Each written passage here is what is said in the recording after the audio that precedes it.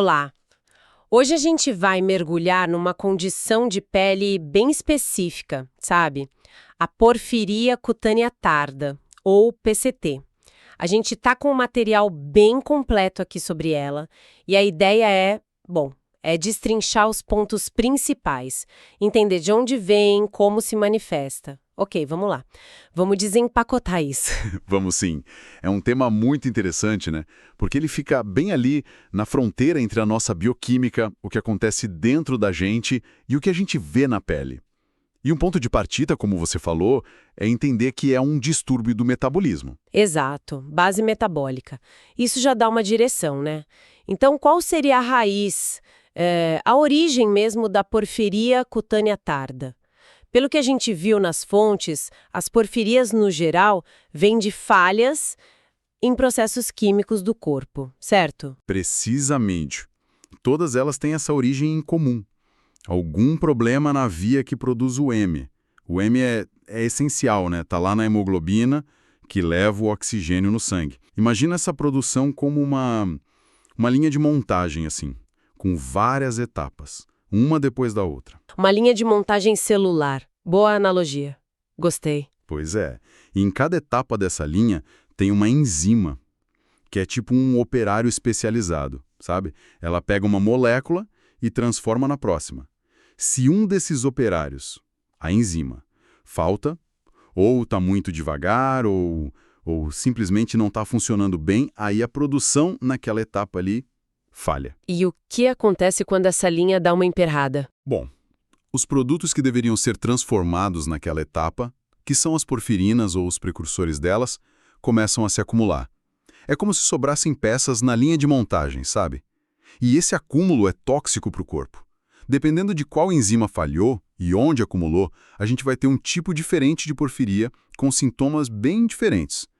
E um ponto importante, essa falta da enzima, essa deficiência, pode ser tanto herdada, genética, quanto adquirida, sabe? Ao longo da vida. Entendi. Então, uma falha num ponto específico da produção do M causa um tipo de porfiria. E no caso da porfiria cutânea tarde, a PCT, onde que está o problema nessa linha? Qual é a peça com defeito? Olha, o que é fascinante na PCT é que uma única enzima vira protagonista. A condição está ligada a uma baixa atividade da enzima uroporfirinogênio descarboxilase. A gente abrevia para UROD. É a atividade baixa dessa enzima específica, principalmente lá no fígado, que define a PCT. O ouro. Interessante. E essa deficiência, ela pode ter as duas origens que você mencionou, herdada ou adquirida? Exatamente. Tem a forma que a gente chama de familiar, que a pessoa herda a mutação no gene da UROD, já nasce com essa predisposição, mas, e isso é bem comum, a PCT pode ser também esporádica ou adquirida. Nesses casos, a pessoa não tem a mutação herdada, mas alguma outra coisa, outros fatores inibem a enzima UROD dela ao longo da vida. Mas o resultado final é o mesmo, né? A enzima não funciona como deveria no fígado. Essa dualidade é curiosa mesmo. Nascer com a tendência ou desenvolver depois. Isso leva a pensar em quem é afetado e quando, né? As fontes mostram que os sintomas costumam aparecer mais tarde, geralmente ali entre os 30 a 50 anos. Isso é intrigante, né?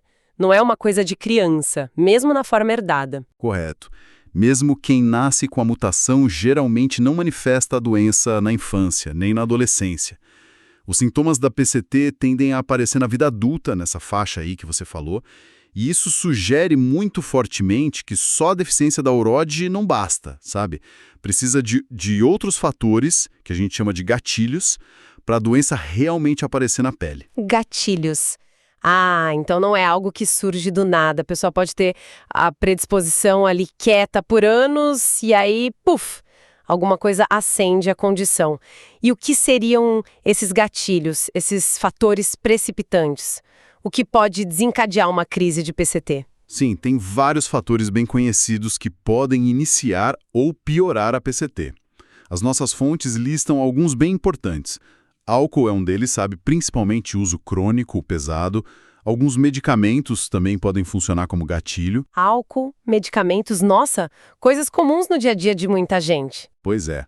Além disso, outras condições de saúde, tipo infecções como hepatite C, ou quando tem muito ferro acumulado no corpo, também estão associadas. E tem dois fatores que mexem direto com a pele: trauma, mesmo um machucadinho leve, e, muito importante, a exposição ao sol. O sol, claro, faz todo sentido, já que é uma doença que se manifesta na pele. Mas como que o sol age como gatilho, exatamente? Então, aquelas porfirinas que acumulam por causa da falta da urorode, elas são fotossensíveis. Quer dizer, elas absorvem energia da luz, principalmente da luz ultravioleta A, UVA, que entra mais fundo na pele. Essa energia que elas absorvem dispara umas reações químicas que geram radicais livres, sabe? E isso causa dano nas células e inflamação ali nos tecidos expostos. É por isso que as lesões da PCT aparecem justamente onde pega mais sol: dorso das mãos, antebraço, rosto, orelha, couro cabeludo. Entendi. Então, temos a falha na oroidóia, a idade mais comum de início, 30, 50, e esses gatilhos: álcool, remédios, talvez outras doenças, trauma e principalmente o sol. Com essa base toda, como é que isso aparece para o paciente? Quais são as manifestações? O que a pessoa sente e o que a gente vê na pele? Olha, as descrições são bem características. Uma das coisas que os pacientes mais relatam é uma fragilidade muito grande da pele. Eles percebem que a pele machuca à toa, sabe? Aparece bolha ou a pele simplesmente sai com traumas mínimos, que normalmente não fariam nada. As fontes falam numa sensação parésteca. É um termo que chama atenção, talvez não seja tão comum no dia a dia. O que será que isso quer dizer na prática? É verdade, esse termo parética pode causar uma estranheza. Ele aparece sim nas descrições, mas na clínica o que a gente vê mesmo é essa fragilidade extrema. Talvez o termo queira descrever uma sensação de pele meio tensa, esticada, ou uma sensibilidade diferente que vem junto com essa fragilidade toda. Mas o principal é essa vulnerabilidade da pele, né? E junto com isso, muitas vezes aparece uma hiperpigmentação, a pele fica mais escura, meio acastanhada, também nas áreas que pegam sol. E as bolhas? As fontes destacam bastante isso, a formação de vesículas e bolhas. Imagino que isso seja bem visível e talvez o sintoma mais marcante. É aqui que a coisa fica interessante mesmo, né? Sem dúvida. A formação de bolhas é a marca registrada da PCT. Tem as vesículas, que são bolinhas menores, e as bolhas mesmo, maiores. Elas aparecem tipicamente nessas áreas expostas: dorso da mão, antebraço, rosto, orelha. O líquido dentro pode ser claro ou às vezes até com um pouco de sangue. E quando elas estouram, deixam umas feridas, as erosões, que podem ser dolorosas e demoram para cicatrizar. E essa repetição, né? Ficar tendo crise, formando bolha, rompendo. Imagino que deixe marcas. As fontes falam de cicatrizes. Infelizmente, sim.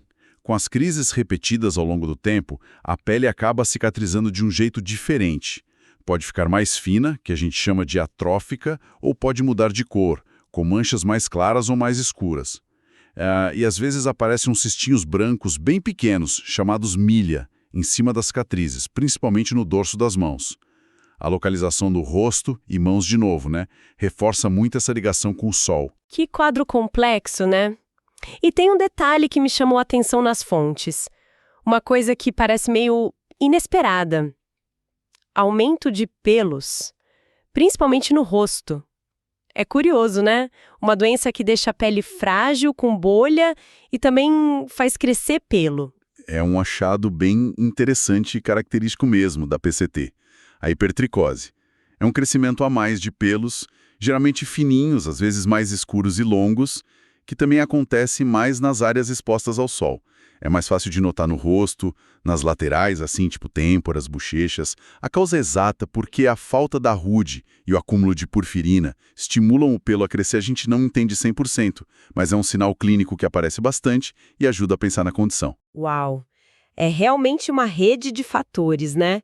A base lá no fígado, genética ou não, a influência do sol, os gatilhos como o álcool, e tudo isso resulta nesses sinais tão visíveis na pele. Até pelo entender condições assim tão complexas, exige um conhecimento profundo, né? Uma capacidade de ligar os pontos. Deve ser um desafio para quem está estudando na área da saúde. Sem dúvida.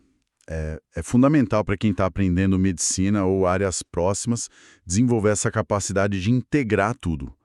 Ligar a bioquímica lá da via do M, com a fisiopatologia da enzima, com os fatores do ambiente, estilo de vida, e no fim, com o que a gente vê no paciente.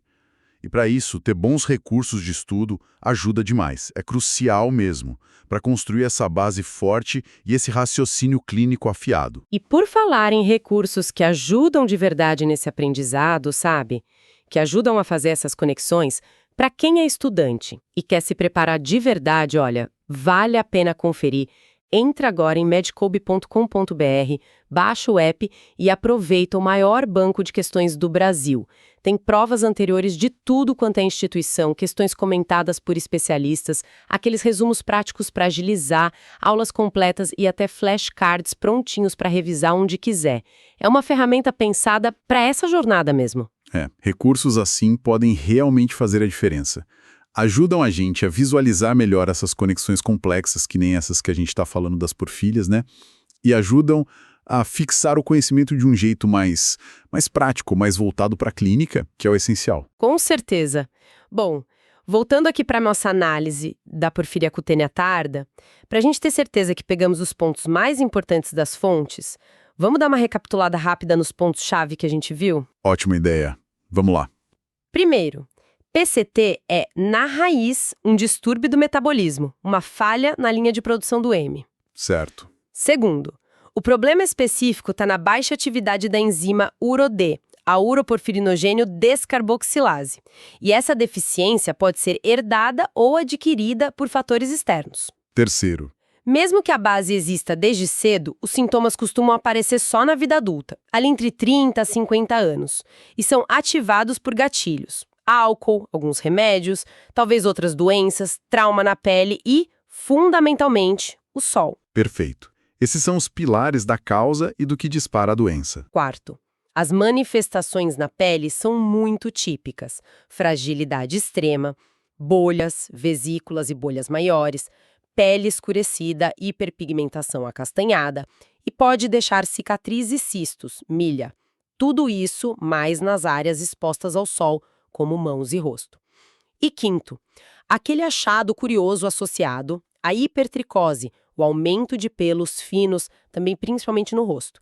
Então, o que tudo isso significa na prática, juntando essas peças?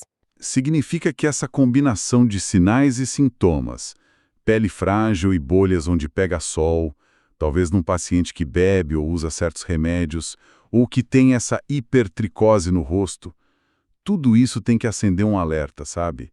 Para a possibilidade de PCT. Reconhecer esse padrão é o primeiro passo. E, claro, identificar e evitar os gatilhos que a gente conhece é parte essencial para controlar a condição para evitar novas crises. Faz todo sentido. É um quebra-cabeça clínico mesmo. A história, o exame, os gatilhos, cada peça conta para chegar no diagnóstico e no tratamento certo. Exatamente. E talvez, para a gente fechar a reflexão, uma coisa que as fontes fazem a gente pensar é como é impressionante essa conexão, né, entre um defeito bioquímico, que parece pequeno, a atividade de uma única enzima diminuída lá no fígado e as consequências tão visíveis, tão impactantes na pele. A forma como o nosso maior órgão, a pele, passa a reagir tão mal ao sol, ficando frágil, cheia de bolhas, mudando de cor, até com mais pelo. Tudo por causa daquele desequilíbrio lá dentro. Uma demonstração muito clara dessa ligação forte entre o nosso metabolismo interno, que a gente nem vê, e a nossa pele, que é a nossa interface com o mundo, né? Precisamente. E isso levanta uma questão importante sobre essa dança delicada que acontece o tempo todo entre a nossa biologia interna, o que a gente herda da nossa química, e os fatores externos, o sol, o que a gente bebe, os remédios que a gente toma, mostra como essa interação pode tanto manter a gente saudável quanto se desequilibrar, levar a doenças com um jeitão tão particular como a PCT. Uma reflexão muito boa sobre essa rede complexa que forma a gente e como ela interage com o mundo. Fica aí essa ideia para o pessoal que nos ouve continuar pensando a respeito. Obrigada por acompanhar a gente nessa análise da porfíria cutânea tarda.